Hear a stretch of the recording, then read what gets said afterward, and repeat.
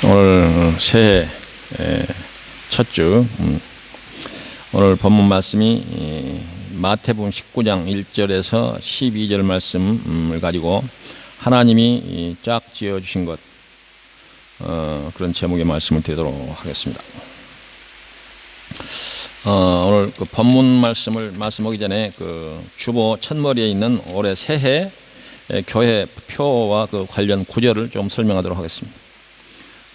주보 오른쪽 그 겉면에 2020년 교회 표 내 의를 빛같이 나타내시며, 이런 제목의 표를 2020년도 표로 삼았습니다.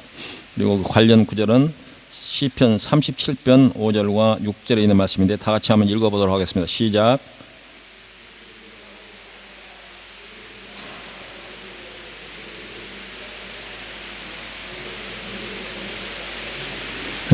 이 말씀이 오늘 2020년 우리 덴마크 한인교회 목표이고 또 표로 삼았는데, 항상 이 말씀의 그 뜻을 새기면서 1년을 보낼 수 있게 되기를 바랍니다.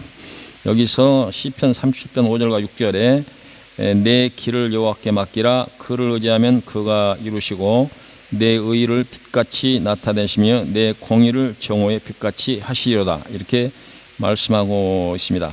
성경을 항상 해석할 때는 거기에 나오는 말씀, 여기에서 의, 공의, 그리고 빛, 이 모든 것을 해석할 때는 그 성경 안에서 여호와의 이름을 이 앞에 이렇게 그 전문에 붙이면서 설명하면 그 말씀이 정확하게 해석이 될 수가 있습니다. 예를 들어서 여기에서 내 길이라고 하는 것은 여호와의 길이를 말하는 거예요.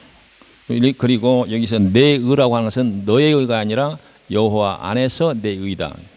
여기서 공의를 말하는 것도 자기의 이 세속적인 공의를 말하는 것이 아니라 여호와의 뜻 가운데서 이루어지는 공의를 말하는 것이다. 그 공의, 바로 여호와의 그런 공의 가운데 우리가 있게 되면 우리가 이 세상에서도 빛같이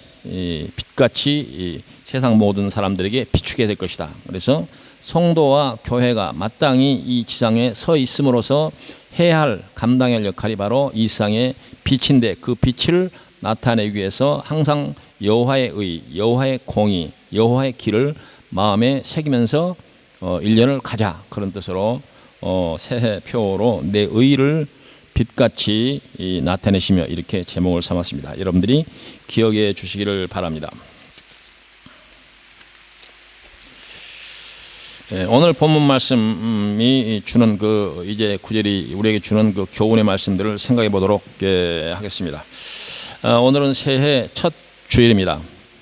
해가 바뀌고 새해가 되면 사람들이 서로 덕담도 나누고 여러 가지 복을 빌어주고, 그리고 또 복을 받을 수 있다라고 생각하는 그런 방법이 있다면 여러 가지 방법을 동원하는데, 예를 들면 우리나라 사람들은 뭐 동해에 가서 일출을 바라보고 소원을 빌면 소원이 이루어진다, 뭐 그런 속설 때문에 추운데도 불구하고 기차 타고 버스 타고 뭐 승용차 타고 그 먼 동해로 달려가는 사람들이 많이 있습니다.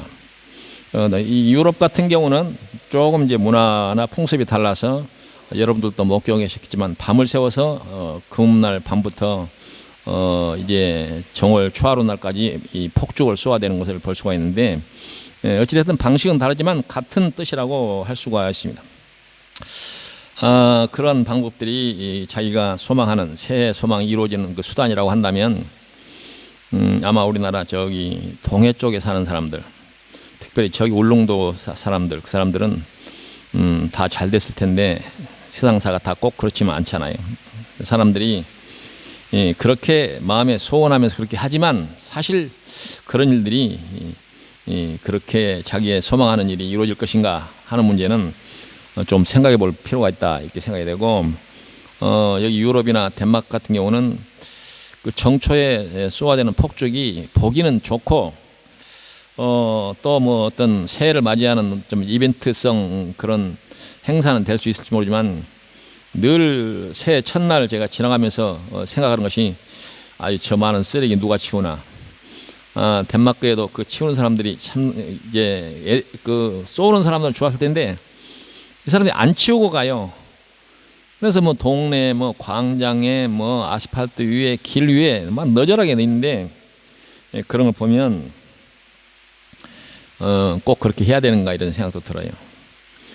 벌써 새해든지 오늘이 5일이니까 5일이 지나갔고 365일 중에서 5일이 지나갔으니까 이제 금년도 360일밖에 안 남았어요. 그래서 우리가 이런 요란하게 새해를 맞이하는 것보다도 차분하게 그리고 일상을 돌아보면서 너무 빠르지도 않고 너무 느리지도 않게 자기 주변을 살피면서 이렇게 착실하게 살아가는 것이 새해를 맞이하는 그러한 적당한 그런 자세가 아닌가 이렇게 생각이 됩니다. 보통 그 사람들이 새해 소망이 뭐냐 이렇게 물으면 특별히 이제 연세가 있는 분들은 다 그렇게 얘기해요. 우리 온 가족이 건강하고 그리고 온 가족이 화목했으면 좋겠다 이런 소망들을 얘기해요. 요새는 이제 각각 구체적으로 자기가 원하는 것들이 있으면 뭐 올해는 꼭 취업했으면 좋겠다. 뭐 또 중요한 시험을 보고 있는 앞둔 사람들은 시험에 합격했으면 좋겠다. 뭐 이런 여러 가지 구체적인 그런 희망, 그런 소망이 있겠지만 어찌됐든 대체적으로 사람들이 새해 갖고 있는 일반적인 소망은 온 가족이 건강했으면 좋겠다. 그리고 온 가족이 화목했으면 좋겠다. 그보다 더 큰 새해 소망이 있겠어요? 천만금 쌓아놓고 또 자기가 원하는 그런 걸 이뤘다 하더라도 건강 잃어버리고 가족 안에서 화목이 깨져버리게 되면 그럼 어디에 쓰겠어요? 그런 의미에서 새해 소망 가운데서 가장 중요한 그런 소망이 이 가족의 건강 그리고 가족들의 화목이 아닐까 이렇게 생각이 됩니다. 오늘 말씀의 그 본문을 보니까 딱 그 말씀으로 돼 있어요. 첫 번째 앞에 있는 말씀은 예수님께서 유대인들 그 무리들의 병을 고쳐주셨다. 그리고 그 다음에 있는 9절부터 12절에 있는 말씀은 이 가정의 기초가 되는 이 결혼의 성실성에 대해서 말씀이 나온 걸 볼 수가 있습니다. 아주 기가 막힌 아주 본문이라고 이렇게 생각이 돼요. 일부러 아무리 찾으려고 해도 이런 본문은 새해 첫 본문으로서 기가 막힌 본문이 없다 이런 생각이 저 혼자 그런 생각이 들었지만 여러분들도 아마 그런 생각이 들리라고 이렇게 생각이 됩니다. 우리가 그 첫 번째 있는 그 말씀을 좀 생각해 본다고 하면 예수님께서 무리들의 병을 고쳐주셨다 이런 이제 말씀이 시작되는데 우리가 일상에서 갖고 있는 그 걱정거리 가운데서 새 소망도 그렇지만 건강한 삶, 병들지 않는 그런 그 삶을 가장 바랄 것이다 이렇게 생각이 되고 그래서 가장 큰 소망이 이 건강한 병이 들지 않는 혹은 병이 들었다고 한다면 병이 완쾌됐으면 좋겠다라고 하는 그런 소망을 갖게 되는데 오늘 그 첫 번째 그 본문이 그와 같은 예수님의 이제 병을 낫게 하는 그런 이제 기록이 있는 것을 볼 때 참 의미 있는 말씀이다 이렇게 생각이 됩니다. 야고보서 5장 14절 이하에 보면 우리가 병이 들었을 때 어떻게 하는 게 좋겠느냐라고 하는 그 해답으로 너희 중에 병든 자가 있느냐 그는 교회의 장로들을 청할 것이요 그들은 주의 이름으로 기름을 바르며 그를 위하여 기도할지니라. 믿음의 기도는 병든 자를 구원하리니 주께서 그를 일으키시리라. 혹시 죄를 범하였을지라도 사하심을 받으리라. 그러므로 너희 죄를 서로 고백하며 병이 낫기를 위하여 서로 기도하라. 의인의 강구는 역사하는 힘이 큼이니라 라고 말씀하고 있습니다. 우리 주변에도 지금 현재 여러 가지 질병으로 고생하는 사람이 있고 또 병원 신세를 지는 사람들이 있고 주변에 사람들이 그런 사람들을 위해서 여러분들이 걱정하면서 기도하는 그런 분들이 있으리라고 생각이 됩니다. 우리 교회도 현재 김일선 씨가 이제 항암 이제 투병을 지금 하고 있는데 어제 제가 카톡으로 현재 컨디션을 물었더니 전에 또 한번 치료받아본 그런 경험도 있고 그래서 지금 잘 대응하고 있다. 걱정하지 마시라. 이렇게 문자가 왔는데 어찌됐든 이런 그 당장에 이제 그 아픈 그런 상황에 계신 분들이 또 우리 주변에 있고 또 여러분 주변에도 그런 분들이 있을 거예요. 그리고 저도 이렇게 겉으로는 멀쩡한 것 같은데 요즘 약을 한 주먹씩 이렇게 먹고 고혈압도 있고 고지혈도 있고 또 당뇨도 좀 있고 뭐 심하진 않지만 나이가 든 사람한테 오는 것은 저도 다 있어요. 그래서 지금 그 심장 혈관 이쪽에 좀 문제가 있어서 그 협심증 이제 그 관련 시술도 받고 그렇게 해서 약을 먹고 있습니다만은 어찌됐든 주변에 이런 사람들을 위해서 우리가 예수님께서 세상 모든 그 유대인들에게 병을 고쳐 주셨던 이와 같은 그 말씀에 근거해서 우리가 새해 첫날 주변에 이렇게 아픈 사람들을 위해서 기도하는 것이 우리 성도로서 마땅한 그런 태도가 아닌가 이렇게 생각이 됩니다. 그리고 오늘 그 이제 야고보서 5장 14절에 있는 말씀처럼 이제 의인의 간구는 역사하는 힘이 있다 이렇게 말씀하고 있는데 우리는 이제 예배를 시작하기 전에 예배를 말씀을 하기 전에 대표 기도가 됐던 또 여러분들이 와서 예배 전에 하나님 앞에 기도했던 우리가 이 기도를 하나님 앞에 드리는 것은 하나님께서 우리의 죄를 사해 주실 것이라고 하는 그 믿음으로 우리가 기도했기 때문에 이제 말씀을 듣는 이 순간 저는 그렇게 선언할 수 있습니다. 여러분들은 이미 지나간 모든 죄가 사해졌다라고 여러분들이 믿게 되기를 바랍니다. 그러므로 여러분들이 지금 할 수 있는 그 이 기도는 역사하심이 크다 그런 얘기입니다. 그래서 여러분들이 죄 사함을 받은 우리 모든 성도들이 주변에 병든 사람들을 위해서 기도하는 것이 이 순간만큼 가장 적절한 시간이 있을 수 있을까라고 하는 생각 때문에 잠깐 여러분들이 함께 주변에 병든 사람들을 위해서 기도하는 그런 시간을 갖도록 그렇게 하겠습니다. 제가 그만할 때까지 제가 시작하면 다 함께 진지한 마음으로 주변에 병든 분들 특별히 김일선 씨를 중점적으로 기도해서 그 속히 이 병마로부터 자유함을 얻도록 그렇게 해두시기 바랍니다. 다 같이 기도하겠습니다.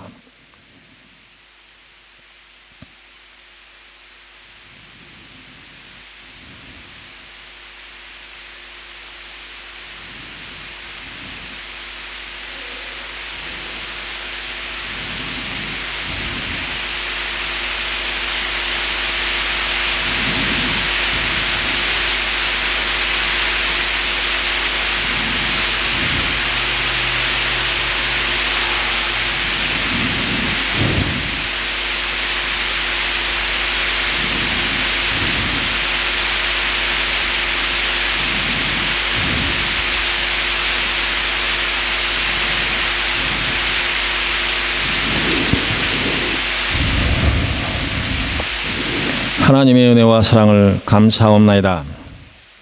믿음의 간구는 역사하심이 크다고 말씀하신 그 말씀에 의지하여 우리 교회 성도 가운데 항암 투쟁을 하고 있는 김일선 성도를 위해서 온 성도가 함께 기도했습니다.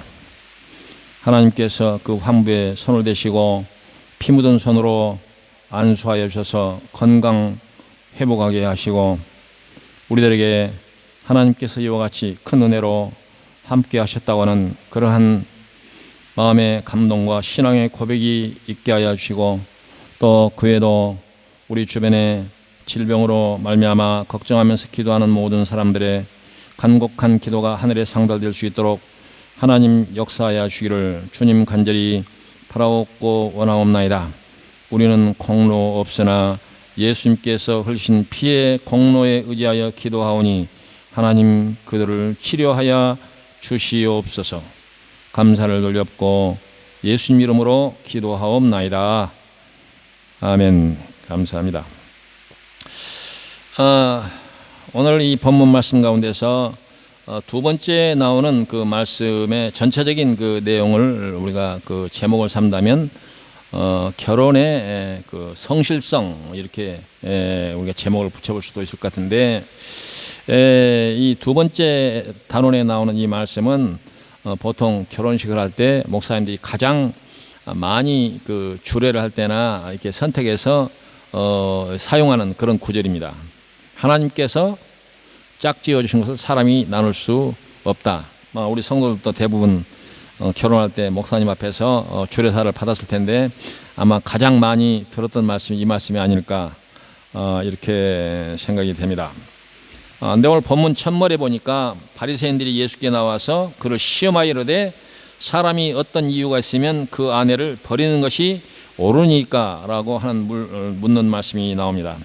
이 말은 당시 그 유대인들 중에서 특별히 그 바리새파라고 하는 사람들의 결혼관을 말하는 것이고, 그리고 그 당시의 결혼 문화를 우리가 알 수 있게 해주는 그런 구절이라고 할 수가 있습니다. 당시에 이 바리새파뿐만 아니라 그 시대에 살았던 많은 유대인들도 이런 생각을 하고 있었던 것으로 우리가 짐작할 수가 있습니다. 바리새파 사람들이 이렇게 얘기한 근거는 구약 신명기 24장 1절 이하에 이런 말씀인데, 아내에게 수치되는 일이 발견될 때, 아내에게 부끄러운 일이 발견됐을 때 이혼 증서를 써 주어서 보내라 하는 그런 기록이 나옵니다. 그러니까 이 말에 근거해서 지금 이 그 유대인들이, 이 바리새파 사람들이 그 말씀에 근거해서 이 신명기가 모세 글 아닙니까? 모세 글에는 그런 말이 있는데 그게 이제 옳은 일입니까? 라고 이렇게 얘기를 합니다. 여기에서 시험하여 그들이 그렇게 물었다 이렇게 되어 있는 걸 보면 이 바리새파들이 정직한 의도로 그렇게 물었던 것 같지는 않고 어찌됐든 그런 그 질문을 해요. 근데 그때 당시에 유대인들도 이 신명기에 있는 수치되는 일이 뭐냐라고 하는 것을 해석하는 일에 있어서 다양한 견해가 있었는데, 그때 이제 이 언제 시대인지는 제가 파악을 할 수가 없었는데 유대인들 사이에서 샴마이 학파라고 하는 학파가 있고 힐렐 학파라고 하는 학파가 이 같은 이 구절을 다른 견해를 갖고 있었다 이렇게 전하고 있는데, 샴마이 학파는 이 여자에게 수치스러운 일이 뭐냐라고 하는 것을 해석할 때 그것은 아마 간음이다 이렇게 해석을 하고, 그러니까 간음한 일이 있으면 여자를 내보내도 된다 이렇게 해석을 한 데 반해서 힐렐 학파라고 하는 그 학파는 남편을 불쾌하게 하는 모든 일이 이에 해당한다 이렇게 해석했다는 거예요. 좀 이상하지 않아요? 남편을 불쾌하게 하는 그 여성의 그 부인의 모든 행동이 여성에게 부끄러운 일이다 이렇게 얘기하는 거예요. 심한 경우에는 이 힐렐 학파의 주장을 그 설명하는 말 가운데서는 남편이 아내보다 더 매력적인 여자를 발견한 경우에도 이 증서를 써주면 된다 이렇게까지 해석했다는 거예요. 말 되는 얘기예요? 뭐 시대적으로 약간 뭐 다른 느낌이나 뉘앙스가 있을지 모르지만 뭐 어느 시대나 이 말은 좀 동의하기가 좀 어려울 거예요. 근데 실질적으로 이 무슬림 가운데 문화 가운데도 그런 거 있다는 거예요. 무슬림은 그 아신 대로 일부 다처제잖아요. 만약에 6명의 아내가 있다. 근데 6명 중에 한 명이 또 어디 길 가다 보니까 마음에 드는 여성이 생겼다.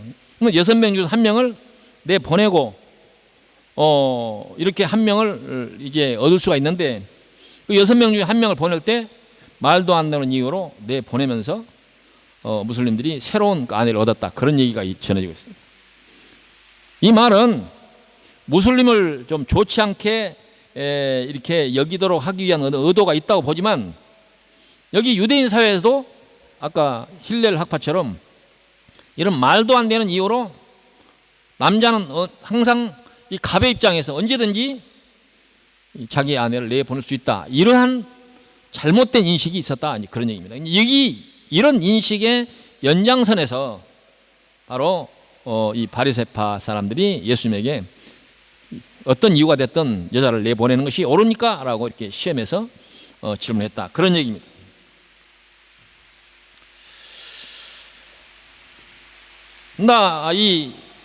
모세가 이혼 증서를 써서 주라 라고 하는 말에 대해서 예수님의 답변은 본래는 그렇지 않다. 그것은 너희들이 완악하기 때문에 라고 그렇게 모세가 말한 것이다.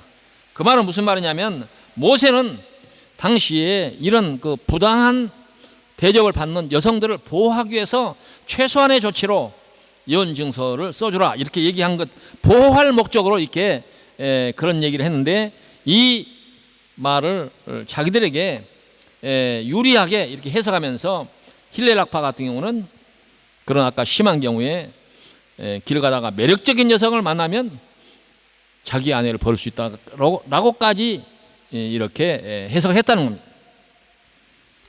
시대를 달리하는 지금 우리가 들었을 때는 말도 안 되는 짓이다, 말도 안 되는 주장이다, 그렇게 생각했을지 모르지만 실질적으로 역사 속에서는 여성들이 이렇게 말도 안 되는 이유 때문에 이 남성 주도 사회에서 불이익을 당한 그런 사례가 너무 많습니다. 입에 올리기도 어려운 그런 상황들이 많이 있었다, 그런 말입니다. 다시 말하면 성경에 있는 말씀을 자의적으로 해석해서 자기들에게 유익하게 이렇게 사용했다, 그런 얘기입니다. 하나님의 말씀은, 우리가 하나님 말씀은, 성경 말씀은 하나님 말씀이다 이렇게 우리가 여기고 믿고 있지만, 정직하지 않은 방법으로 하나님 말씀을 이용할 때는 그때도 이거 하나님 말씀인가 라고 우리는 생각해 보아야 됩니다. 그래서 이 같은 성경의 말씀인데도 불구하고 이 말씀을 악의적으로 해석해서 이 세상의 많은 사람들에게 오히려 고통을 주고 충돌을 주고 폭력을 조장하고 심한 경우는 전쟁을 일으키는 그런 사례가 많이 있기 때문에, 성경은 항상 우리가 읽을 때, 들을 때 정직한 눈과 정직한 마음으로 성경을 읽어야 된다, 그런 얘기입니다. 어느 경우나 함부로 어떤 사람들은 자기의 어떤 신적 권위를 내세워서 항상 이 말씀은 하나님 말씀이다 그래서 부당하게 해석하면서 그렇게 이용했던 예가 많이 있고, 역사 속에서 그런 사례는 얼마든지 있었다. 이와 같은 그런 사례들이 가정의 화목을 해치고 사람들에게 어려운 억울한 사람들에게 피눈물을 흘리게 하는 그런 사례가 많이 있었다, 그런 얘기입니다. 결혼관이라고 하는 것은 국가에 따라서, 민족에 따라서, 종교에 따라서 여러 가지 형태로, 그리고 시대에 따라서 여러 가지 다른 모습으로 나타나는 것을 볼 수가 있습니다.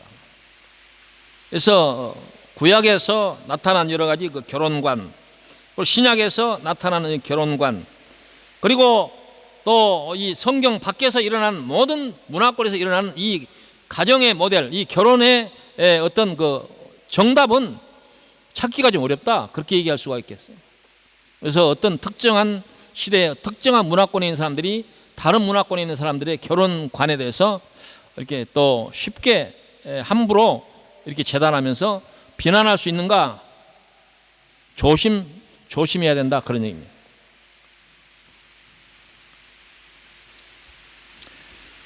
이 지구상에서는 우리가 지금 들으면 말도 안 되는 그런 결혼 문화가 참 많이 있어요.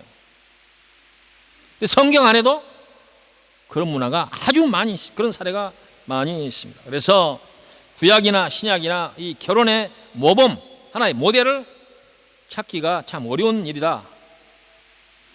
그러나 이제 우리가 짐작건대 최초의 모델인 아담과 하와의 경우를 보면 하나님께서 일부 일처제를 중심으로 한 이런 결혼 문화가 모델이 아닌가, 이렇게 짐작할 뿐이지 딱 이렇게 집어서 일부 일처제가 어떤 정답이다, 아니면 일부 다처제가 정답이다, 아니면 다남 일처제가 정답이다, 그렇게 얘기하기가 좀 어렵다, 그 말이에요. 어렵다, 그 말이에요.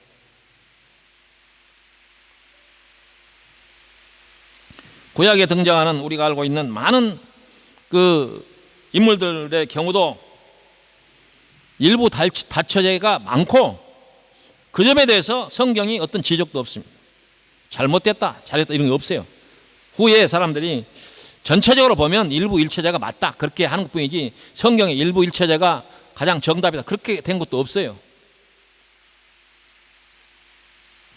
그래서 성경이 그런 부분에 대해서 딱 짚어서 그렇게 얘기하지 않는 것은 아까 그 모세의 경우도 보듯이 원칙은 그렇지만 사람들이 그 어떤 완악한 그런 이유 때문에 모세가 일부 허용하는 것 같은 그러한 성경의 구절들이 있다 그런 얘기입니다.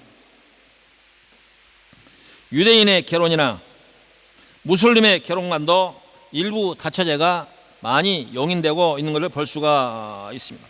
그러므로 이 문제는 어느 시대 어느 집단 안에서 이제 그 생긴 그 결혼 문화를 하나의 어떤 정형화해서 자기 주장으로 내가 하는 건 옳고 다른 사람들이 하는 것은 잘못됐다 그렇게 말하기는 어려울 것입니다. 그래서 오늘 이 본문은 이 결혼 문화에 대해서 이 결혼의 어떤 성결에 대해서 다양한 우리가 생각을 하도록 하는 그런 그 말씀이라고 할 수가 있습니다. 바로 오늘 이 바리새인들이 사람이 어떤 이유가 있으면 그 아내를 버리는 것이 옳으니까 라고 묻는 것은 잘못된 결혼 문화를 자기 중심적인 그런 결혼 문화를 겉으로 드러내는 것이다 그렇게 우리가 이해할 수가 있습니다. 왜냐하면 예수님께서 8절에 본래는 그렇지 않다 그렇게 말하고 있잖아요. 그러므로 이 유대인들의 생각 그리고 그 문화는 잘못된 것이다 그렇게 얘기를 할 수가 있습니다. 성경에는 어떤 경우도 여인들은 무시해도 된다 그런 구절이 없지만 구약이나 신약에서도 그렇게 오해를 살 만한 그런 말들이 많이 있어요. 그런 오해를 살 만한.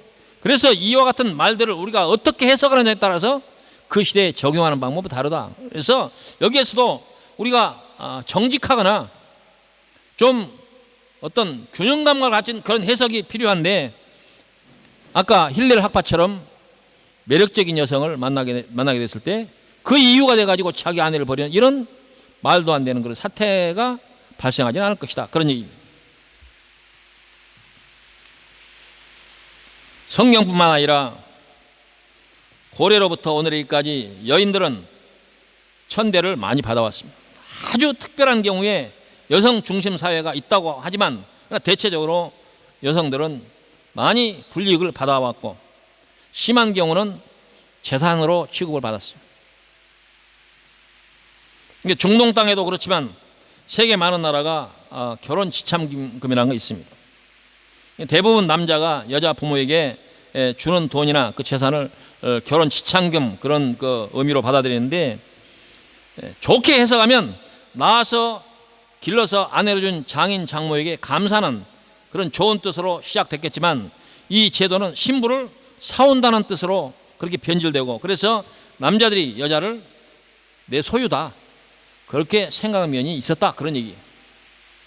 좋은 뜻도 이렇게 곡해를 하게 되면 어떤 그 갑의 입장에서 이러한 제도와 문화를 악용할 소지는 언제든지 있었다 그런 얘기입니다.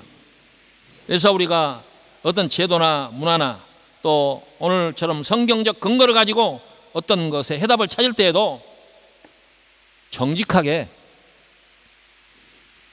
그런 그런 제도와 그러한 문화를 수용하는 그런 자세를 가질 필요가 있다 그런 얘기입니다. 유대인들은 모세의 핑계를 대면서 모세는 바로 성경을 대신하는 그런 인물이기 때문에 모세의 핑계를 대면서 여자가 마음에 들지 않으면 이혼 증서를 주면 된다 이렇게 생각을 했습니다. 그러한 그 모습을 보면 유대인들이 신앙적으로 자타가 공인할 만큼 열심히 있는 사람들이라고 말하지만 그들이야말로 대단히 이기적이고 그리고 치졸한 그런 생각의 단면을 우리가 엿볼 수가 있습니다. 무슬림의 그 코란경에 나오는 그 말에는 무슬림은 이제 합법적으로 4명까지 이 부인을 둘 수 있고, 그리고 그 창시자인 그 마호멧은 여러 기록을 보면 부인이 13명이었다. 그리고 어떤 주장에는 21명이었다. 이렇게 주장이 다릅니다. 그래서 마호멧은 다른 사람과 특별히 다른 사람이기 때문에 그게 허용이 된다. 뭐 이렇게 해석을 하는데 그게 정설인지는 모르지만 그것도 말이 안 되는 얘기입니다. 그러나 지금도 무슬림은 일부 다처제를 수용하고 있는데, 그러나 저기 터키와 같이 그런 국가들은 세속주의라고 하는 이런 주의를 표방하면서 법으로 일부 일처제를 이렇게 법으로 규정해 놓고 있습니다. 그래서 무슬림 국가들도 지금 현재 다 같은 법을 적용하고 있지 않다. 그러니까 어떻게 이 자기들의 법을 해석하느냐에 따라서 어떤 사회는 여성들이 비교적 그런 차별을 받지 않고 있는 그런 사회가 있는가 하면, 어떤 사회는 그들이 금과 옥조처럼 여기는 그 종교라고 하는 그 틀 때문에 여성들이 비인간적인 대접을 받는 경우가 너무도 많이 있고, 특히 무슬림 나라 같은 경우는 이렇게 아까 말도 안 되는 이유 때문에 이 남편으로부터 버림을 받는 이 많은 여성들의 문제가 사회 문제화되어 있다라고 하는 얘기가 있습니다. 그런 문제가 무슬림 안에만 있느냐? 그렇지 않다. 중요한 것은 오늘 말씀이 우리에게 주는 가장 중요한 교훈은 뭐냐? 우리가 이 결혼이라고 하는 것은 인간이 지켜야 하는 그런 도덕률 가운데 가장 신성시해야 할 제도다라고 예수님께서 말씀하고 있다라고 하는 것입니다. 그러므로 오늘 우리가 이 말씀에서 얻어야 할 가장 중요한 교훈은, 결혼은 신성한 것이다. 신성 불가침한 것이다. 하나님으로부터 온 제도다. 하나님 엄격하게 이와 같은 교훈과 또한 가르침으로 보호하려고 하는 그런 제도가 바로 결혼 문화다. 신성시해야 된다. 그런 얘기입니다. 유대 땅에 내려오는 재미있는 얘기 가운데서 하나님은 두 가지 방법으로 세상에서 일을 하시는데, 하나는 창조를 통해서 일을 하시고, 하나는 중매 역할을 하신다. 이런 말이 이 유대 땅에 전해온다. 그런 얘기. 그래서 하나님께서 창조하셨을 때 그 창조의 그 사역 하신 이후에 하시는 일은 하나님 뭐 하시냐? 하나님은 중매쟁이 역할을 한다. 이걸 우리가 의미 있게 해석을 한다면, 하나님은 이 가정을 만드는 일에 창조만큼 중요한 열정과 열심을 가지고 이 가정을 창조하시고, 그 가정을 통해서 세상 사람들에게 기쁨과 즐거움을 주시고, 그것이야말로 하나님 나라의 하나의 모형이라고 하는 것을 우리에게 가르치고 있다. 그렇게 우리 해석해 볼 수가 있다. 이 결혼 문화, 이 가정이라고 하는 것은 신성 불가침에 하나님께서 가장 열심으로 관심 갖고 계시는 이 분야가 바로 가정의 이제 신실한 그 성실성을 지켜나간 것이야말로 신성 불가침의 영역이다라고 하는 것입니다. 그래서 여기서 오늘 본문 말씀처럼 하나님이 쫙 지어주셨고 그걸 사람이 나눌 수 없다. 그렇게 말하고 있습니다. 그 이상 이 결혼의 그 신성한 이 성실성에 대해서 중요성을 더 이상 어떻게 강조해서 말할 수가 있겠습니까? 그래서 우리가 하나님께서 이게 중요하고 생각하는 이 가정을 통해서 이루시길 원하시는 뜻은 어디 있느냐? 그것은 하나님께서 첫 번째로 가정을 통해서는 생육하고 번성하라, 이런 말씀이 가정을 통해서 주어지는 가장 중요한 의무라고 할 수가 있습니다. 이러한 성경적 교훈에 대해서 요새는 시대가 그건 왜 그런지 저도 알 수는 없는데 이런 말씀에까지 시비를 걸어요. 결혼이 꼭 아이만 낳으려고 하느냐. 별의별 걸 다 시비를 걸어요.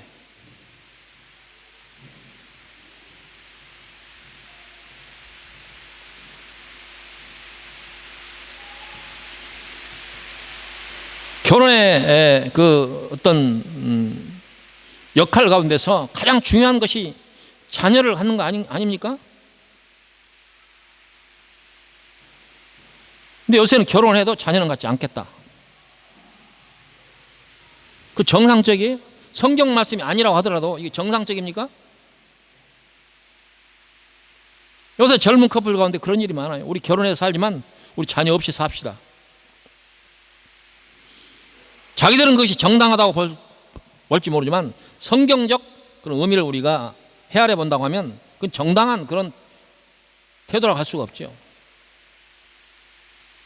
성경에는 그 축복의 의미로 생육하고 번성하라 이런 말씀이 여러 차례 나옵니다.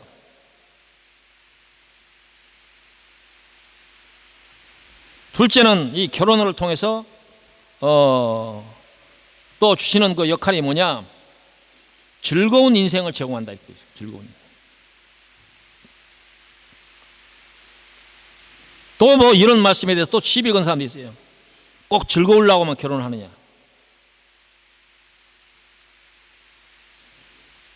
우리가 잘 아는 대로 성경 아가서는 솔로몬과 슐람미 여인의 사랑을 그린 그런 말씀. 그 내용을 보면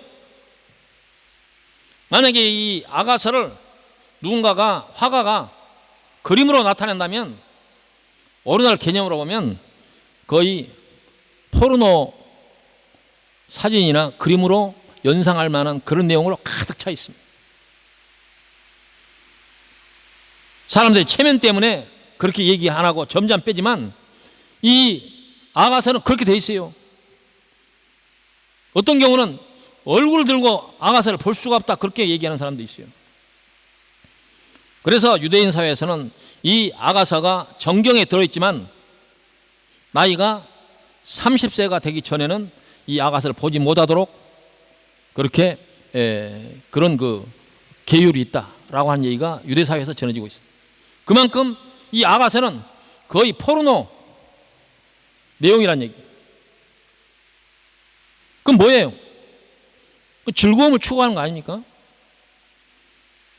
어떤 것은 도덕적으로나 윤리적으로 문제가 되는 그런 경우도 있지만 결혼은 그 속성상 즐거움을 주는 것이다 그렇게 얘기할 수가 있습니다.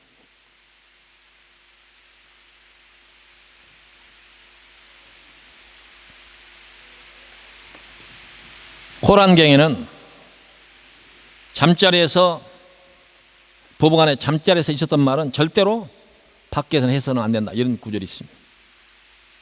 그건 나름대로 의미가 있다고 봐요. 왜 그러겠어요? 말하는 사람이나 듣는 사람이 부끄러울 정도로 그런 내용이기 때문에 그런 거 아니겠어요?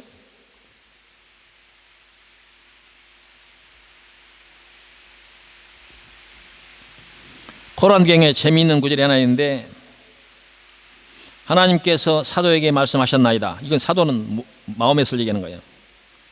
남편이 침대로 아내를 불렀는데도 아내가 거부하여 남편이 화가 난 채 밤을 보냈다면 천사들은 아침이 될 때까지 계속해서 그녀를 저주할 것이라.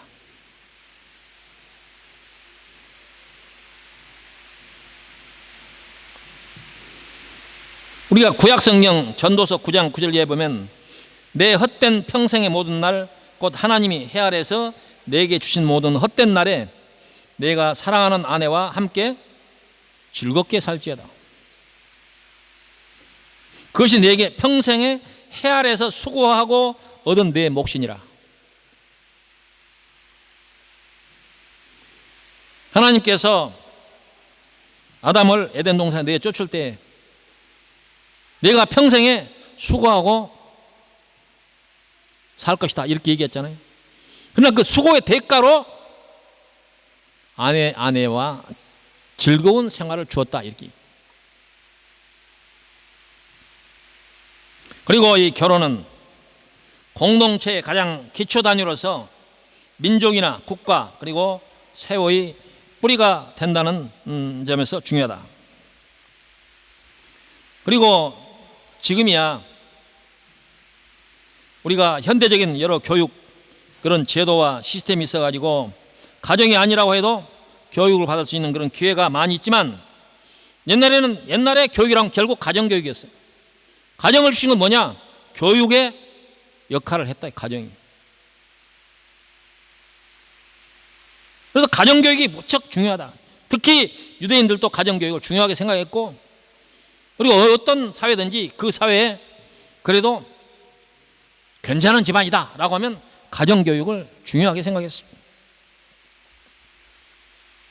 그래서 한 인간으로, 그리고 사회인으로, 또 한 국민으로 필요한 교육을 옛날에는 다 가정에서 받았습니다.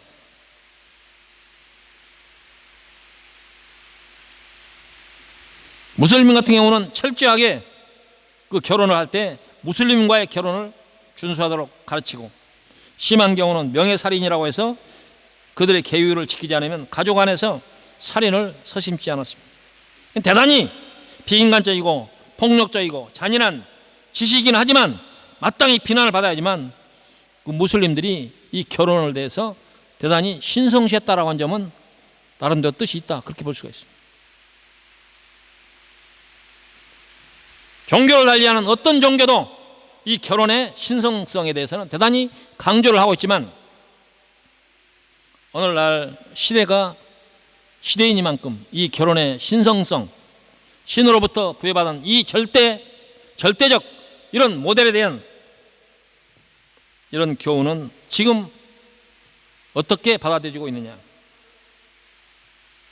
지금은 이 결혼 문화가 근본 뿌리부터 흔들리고 있습니다. 어느 사회든 정도의 차이는 있지만 오늘 이 시대가 그걸 특징적으로 보여준다, 그 말입니다.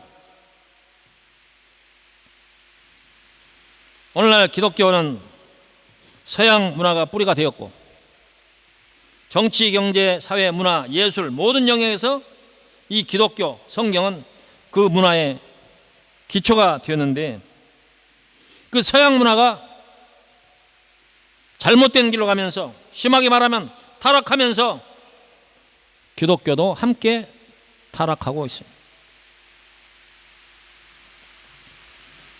자유는 강조되고 의무는 등한시되고, 따라서 사회 공동체도 심각하게 무너지고 있고, 개인주의가 팽배하면서 남이 어찌됐든 나만 잘 된다고 하는 이러한 사회적 풍조가 가득 나타나고 있습니다. 결국 이 결혼의 신성성이 훼손되면서 결혼 문화가 타락의 길로 가고 있다는 그런 점 때문에 오늘날 세상이 죄악이 관영하는,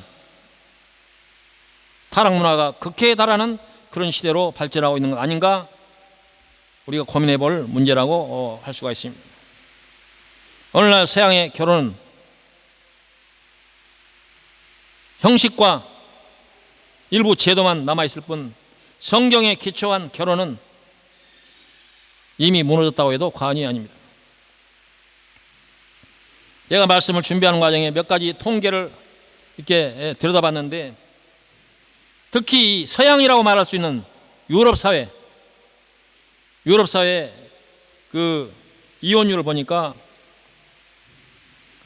최대 70%가 이혼율을 자랑하고, 거의 이 서양은 50% 이상의 이혼율을 자랑합니다.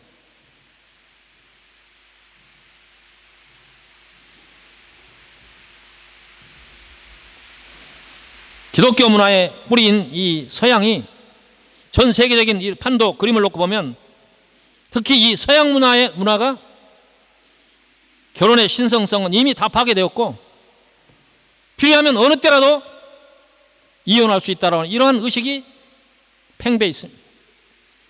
통계는 50%에서 70%를 이렇게 보여주고 있지만, 사실상은 그보다 훨씬 더 많은 이런 결혼의 신성성이 훼손되고 있는 그런 현실을 우리가 잘 알고 있습니다. 오늘날 결혼해도 자녀 낳는 일을 회피하고, 결혼의 성실성을 지키는 그런 자세도 무너지고, 공동체의 가치를 지키는 역할로서 가정도 그 역할을 다하지 못하고, 오늘날 가정교육이라고 하는 그 단어 자체가 없습니다. 있다면 내 자식만 잘 되면 된다고 하는 이런 경쟁교육만 남아있지, 정말 그 자녀들을 사회 건강한 공동체의 일원으로, 그리고 민족과 국가의 동량으로 키워내려고 하는 이런 신실한 자세는 없어졌습니다. 가정도 마찬가지고 학교도 마찬가지고 심지어 교회까지도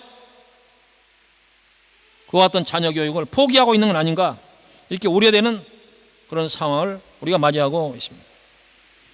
2018년도 우리나라 통계청이 발표한 통계에 의하면 우리나라는 출산율이 0.98로 나와 있습니다.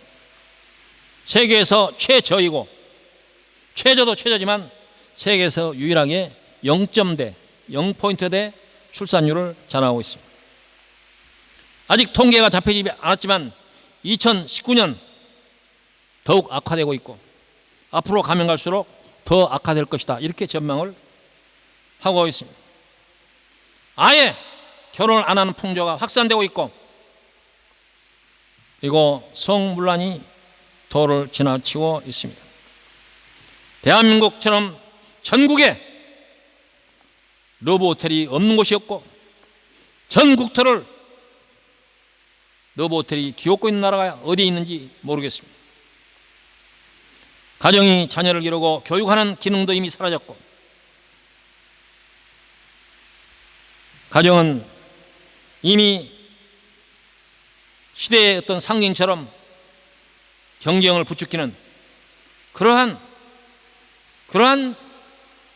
어떤 공동체로 변했습니다. 작년에 우리나라에 있었던 그 유명한, 작년인가 재작년인가 유명한 드라마가 있었잖아요. 그 입학 진학을 그 주제로 한 그런 그 드라마가 있었는데 그 제목을 제가 잊어버렸어요. 그런 거 있었죠. 그 뭐예요 제목이? 에? 크게 얘기해봐. 스카이 뭐예요? 그런 그 드라마 저는 보지는 않았지만 그 사회적으로 파장이 많았잖아요. 사람들이 대부분 그렇다는 거예요. 설마. 근데 작년 한 해 우리나라의 정치 사회의 큰 이슈였던 그 뭐 장관의 그 여러 자녀를 뭐 특별한 스펙을 쌓기 위해서 만들기 위해서 한 그 여러 가지 노력들, 그리고 또 그분뿐만 아니라 유명하다고 하는 그 정치인들을, 일반 사람들이 상상할 수 없는 그런 일들, 아무라도 하고 싶다고 살 수 없는 그런 일들을 우리 사회에 좀 잘 나가는 사람들은 그 짓을 하고 있더라고요. 그리고 충분히 돈이 있다 싶은 그런 사람들도, 더 욕심 안 부려도 될 것 같은 사람들도 더 많은 돈을 얻기 위해서 뭐 투자를 하고 뭐 펀드를 하고, 국가사회가 인정하는 법적으로 문제가 안 되는 그런 제도가 용인한다고 있다라도 너무 지나친 돈 가진 사람들의 이 돈을 향한 이 불나방 같은 이런 대시들을 우리가 신문에서 얼마든지 봤습니다. 그래서 젊은 사람들이 좌절하고, 젊은 사람들이 아무리 노력한들 우리의 신분이 바뀔 가능성은 없다, 좌절하고 낙심하는 그런 사회 풍조가 팽배해지고 있습니다. 실정법을 어겼느냐 안 어겼느냐의 문제가 아니라 우리 사회 돈 가진 사람들의 욕심이 지나치다고 하는 생각이 듭니다. 지난주에도 얘기했지만 한 사람이 주택을 수백 채씩 갖고 있는 사람이 수천 명, 이미 주택보급률이 100%가 넘은데도 불구하고 매년 몇만 채를 집을 지어도 이 돈 가진 사람들이 싹쓸이를 하는 거예요. 왜 그런 제도, 그런 사회 관행, 그 문화를 못 바꾸느냐? 나는 정치인들이나 그걸 감당해야 되는 역할을 하는 사람들이 제 역할을 못하고 있는 직무유기라고 생각해요.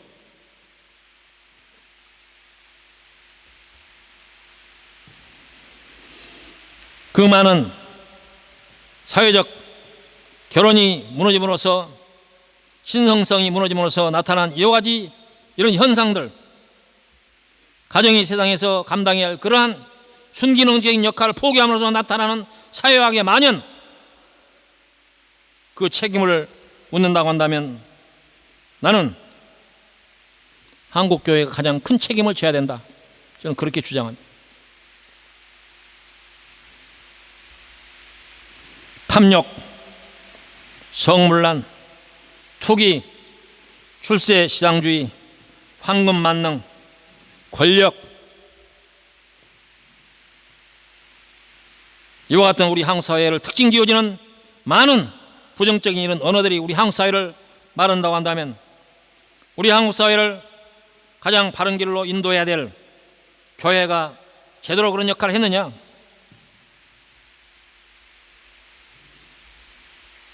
제대로 하지 못했죠. 전 세계에서 교회가 가장 부흥한 그런 나라가 아니라고 하면 교회의 책임을 물 수가 없지만 전 세계에서 교회가 가장 부흥한 대한민국이 왜 이렇게 이 지경이 됐느냐? 교회의 책임을 물어야 되는 거 아닙니까? 저도 우리도 그 책임에서 자유로울 수는 없을 것입니다. 교회는 국가 사회에 필요한 바른 길을 위해서 하나님의 말씀의 엄중함을 가르쳐야 하지만 이미 교회는 그런 능력을 잃었고 누구도 교회의 말에 귀를 기울여주지 않는 그런 시대를 우리가 살고 있습니다. 그것이 바로 우리 한국 사회의 위기라고 말씀을 드렸습니다. 정치인이 잘못돼서 나라가 망하는 것이 아니라, 사회 구성원들이 잘못돼서 나라가 망하는 것이 아니라, 이스라엘의 남북조 시대의 그 말씀들을 교훈을 우리가 본다고 한다면 그 사회가 망하고 온 국민이 포로로 끌려간 가장 결정적인 이유가 유대 사회의 종교 지도자들의 타락에 있었지 않습니까? 그동안 누누이 여러 차례 이스라엘 남북조 시대에 하나님께서 이스라엘과 유다에 대해서 경고하시면서 바산의 암소들아, 이 배부른 암소들아 라고 책망을 하고 그 경고를 했던 그 경고가 오늘 한국 사회와 한국 교회를 향한 것이 아닌가 우리가 생각해 볼 문제입니다. 이미 한국 교회는 국가 사회를 향해서 메시지를 전달할 수 있는 그러한 능력을 상실했고 이제는 싸움판에 뛰어들어서 교회가 난장판의 한 축을 이루고 있습니다. 해야 할 책임과 의무를 다 버리고 사회 혼란을 부추기는 사람도, 그리고 탐욕의 화신도, 욕심이 목에 찬 사람들도 교회 안에 가득합니다. 한국 사회가 교회를 바라보는 눈이 그렇습니다. 교회는 오늘날 사회를 구원하고 나라를 건강하게 견인해내는 그러한 기관이나 그러한 대상이 아니라 손가락질을 받는 그런 대상이 되었습니다. 큰일 나지 않았습니까? 오늘 본문 9절과 10절에 지혜들이 이렇게 말합니다.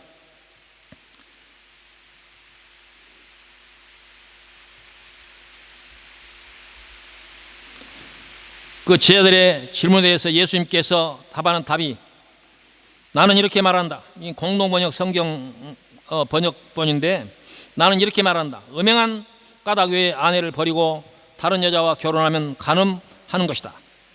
이렇게 예수님께서 대답하셨을 때 지혜들이 이 말씀을 듣고 예수님께, 남편과 아내의 관계가 그런 것이라면 차라리 결혼하지 않는 것이 좋겠습니다. 이렇게 답을 합니다. 이 말은 무슨 말이냐?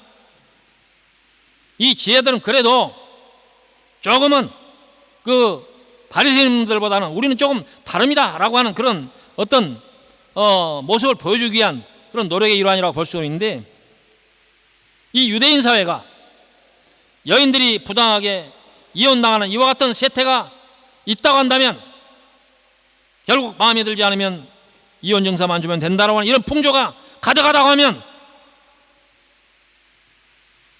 우리들은 차라리 결혼하지 않는 것이 낫지 않습니까? 이렇게 예수님에게 자기 의견들을 말하는 것입니다. 그러면 이 결혼 문화가 타락 지경에 이르렀다고 할 때 결혼하지 않는 것이 해답입니까? 여기에 제자들은 해답으로서 만약에 그렇다면 결혼하지 않는 것이 차라리 낫지 않습니까? 이렇게 얘기하는 거예요. 그게 해답입니까? 해답이 될 수가 없죠. 이런 제자들의 말에 대해서 예수님께서 11절에 예수께서 이르시되 사람마다 이 말을 받지 못하고 오직 타고난 자라야 할지니라. 어머니의 태로부터 된 고자도 있고 사람이 만든 고자도 있고 천국을 위하여 스스로 된 고자도 있도다. 이 말을 받을 만한 자는 받을지어다 라고 말씀하고 있습니다. 고자라고 하는 말은 우리가 일상에 쓰기도 민망한 말이지만 성경에서 이 말을 쓰니 별 수 없이 쓰는 것입니다. 고자는 일반적으로 남자 구실을 못하는 사람을 말하는 것입니다. 요즘 동성애 문제가 사회적 이슈로 부각되고 있는데 이 문제에 대해서 기독교인들은 올바른 생각을 가질 필요가 있습니다. 그 본질적인 문제에 대한 고민이나 이해가 없이 이런 이슈는 정치적으로 변질되면서 동성애 지지하는 사람들은 종북파다, 친북파다, 이렇게 잘못된 형태로 이슈가 확산되는 것을 볼 수가 있습니다. 우리는 이 문제에 대해서 기독교는 진지한 그런 태도를 가질 필요가 있는데 오늘 성경적 근거를 보면 선천적인 고자가 있다라고 하는 사실을 성경이 얘기하고 있는 그걸 우리가 인정해야 됩니다. 실제로 있지 않습니까? 그런 이렇게 신체적으로 선천적으로 태어난 이런 문제 있는 사람들도 그들 나름대로 즐거움을 추구하는 방법을 찾아 나서지 않겠습니까?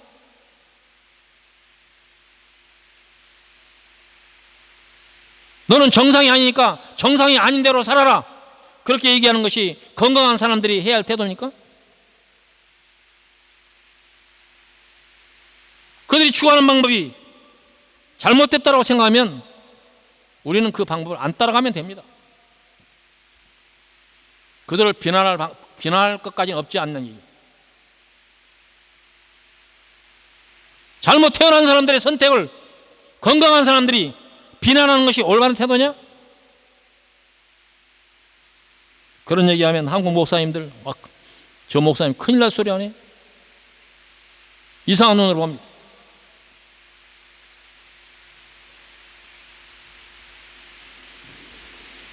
그걸 심지어 죄악시합니다. 선천적으로 태어난 사람들이 택하는 그 방법을 건강한 사람들이 죄악시하는 것이 온당한 태도입니까? 그리고 여기에 성경에 사람이 만든 고자도 있다 그렇게 얘기합니다. 이것은 역사적으로 본인의 의사와 상관없이 어떤 강제적이거나 정치적이거나 어떤 군사적인 것이거나 어떤 문화적인 것, 그런 이유 때문에 본인의 의사와 상관없이 성적인 기능을 잃어버린 사람들이 있습니다.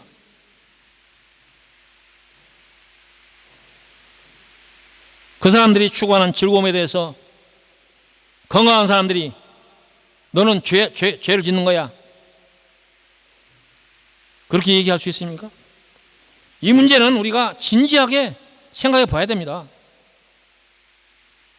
아무 문제가 없는 건강한 사람들이 신체적으로 아니면 타의에 의해서 그런 기능을 상실한 사람들의 선택할 수 있는 그런 태도를 무조건 죄악시하면서 비난하는 것이 기독교가 취해야 될 태도입니까? 그렇게 말하거나 그렇게 고민하면 좌파되는 것이고 공산당 되는 것입니까?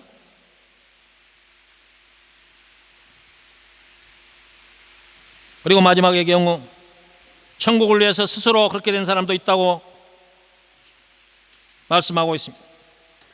천주교 신부들이나 불교 종파 중에 결혼을 하지 않는 종파, 그리고 그런 종파가 아니라고 하더라도 세상에 우리가 알지 못하는 여러 신앙적인 이유 또한 다른 이유 때문에 스스로 고자가 된 사람들이 있다 그렇게 얘기하고 있습니다. 그 사람들은 우리가 이해하는 것이 그렇게 어렵지는 않죠. 천주교 신부님들한테 왜 결혼하지 않느냐, 아니면 종교적인 이유 때문에 결혼을 포기하고 사는 사람들, 그런 사람들한테 성경은 그렇게 할 수 있다. 그러나 그것이 아무에게나 다 가능한 일이기 때문에 받을 만한 사람만 받아라, 이렇게 그렇게 예수님께 말하고 있잖아요. 이 경우도 다각과 신체적인 문제 때문에 다른 선택을 할 수밖에 없는 사람들의 경우와 같다고 할 수가 있어요.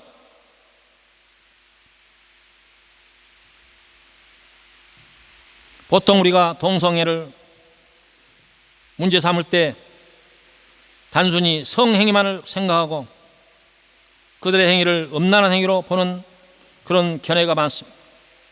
물론 요즘 그 환락 문화의 연장선에서 동성애가 행해지고 음란한 행위에 대해서 누구든 지지할 수는 없을 것입니다.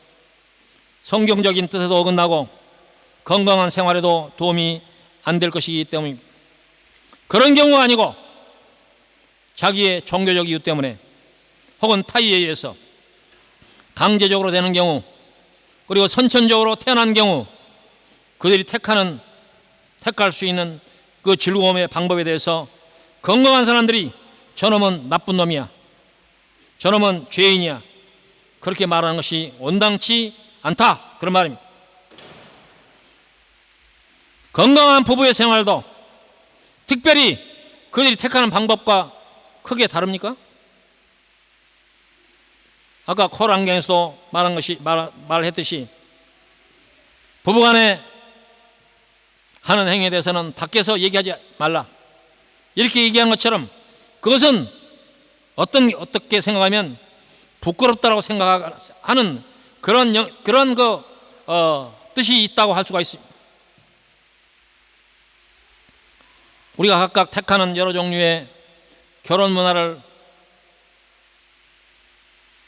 우리가 인정한다고 하더라도 오늘 성경 말씀이 우리에게 주는 가장 중요한 교훈은 뭐냐?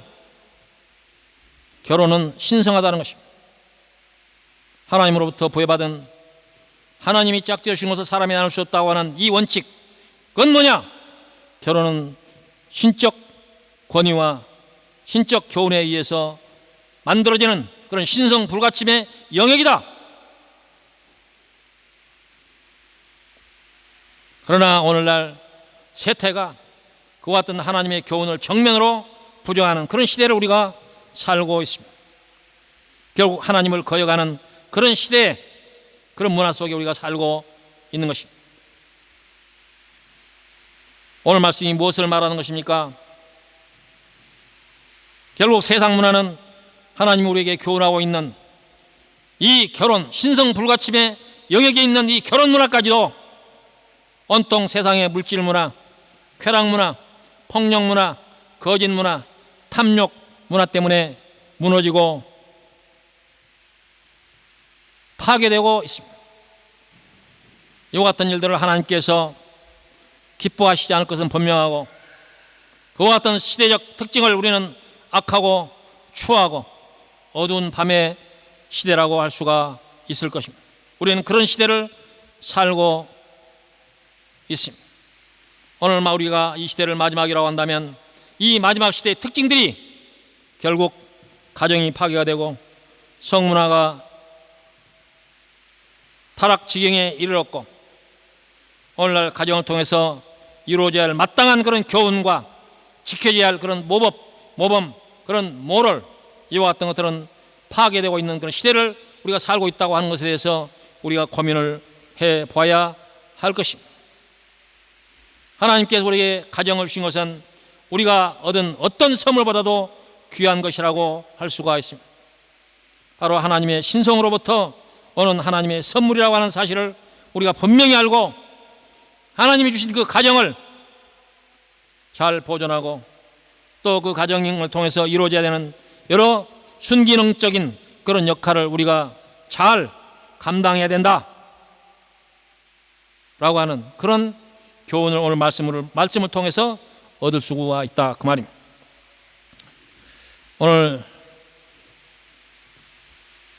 첫 주일날 말씀이 좀 길어서 우리 성도들이 좀 오늘 말씀 듣기가 좀 힘들다 그렇게 생각할 수도 있겠지만,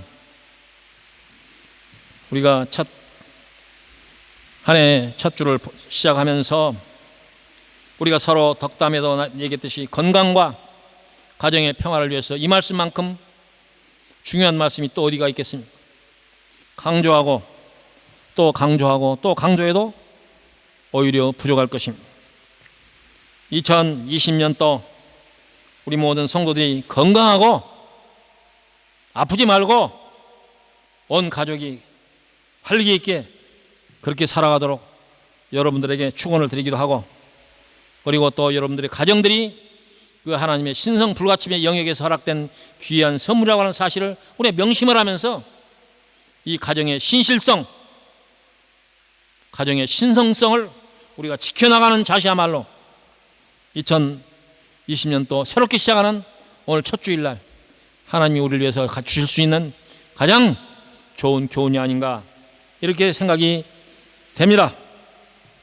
바로 하나님께서 원하시는 하나님의 나라, 그 나라의 원형이 바로 가정 안에 있고, 이 가정을 통해서 우리가 그 좋은 하나님 우리에게 주시는 그런 모든 축복을 경험하면서, 또 우리에게 주시는 가정에 주시는 그 하나님의 은혜를 생각하면서 이 가정을 잘 지켜나가고, 이 가정이 더욱더 밖에 나가서 사회를 건강하게 만들고 사회를 또 바른 곳으로 이끌어 나가는 그런 구심점, 출발지가 될 수 있도록 우리 모든 성도들이 다 같이 노력하고 하나님 말씀에 대해서 이 귀중한 엄중한 교훈을 깊이 마음속에 새길 수 있는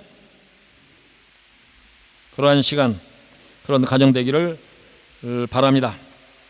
2020년도 우리 덴마크 한윤교회 성도들 가정이나 대한민국 모든 성도들 가정에 오늘 이 말씀이 주시는 그 교훈을 우리가 중심 삼아서 하나님의 사랑과 하나님의 은혜가 넘치기를 간절히 축원하며 이 말씀 앞에서 여러분들이 아멘 할 수 있기를 바랍니다. 기도하십시다. 고맙고 감사하신 여호와 아버지 하나님, 오늘 새해 첫 주일날 하나님께 우리에게 건강에 대해서 귀한 교훈을 주시고, 그리고 가정의 평화를 위해서 이 가정의 결혼의 신실성이라고 하는 사실이 하나님으로부터 온 신성 불가침의 영역이라고 하는 귀한 교훈을 주시니 고맙고 감사옵나이다. 우리 덴마크 한인교회 성도들, 오늘 이 말씀이 우리에게 격려가 되게 하시고 우리 가정을 지키는 힘이 되게 하시고 또 나아가서 많은 사람들에게 증거하는 교훈이 될 수 있도록 인도하여 주시옵소서. 감사를 돌렸고 예수님의 이름으로 기도하옵나이다. 아멘.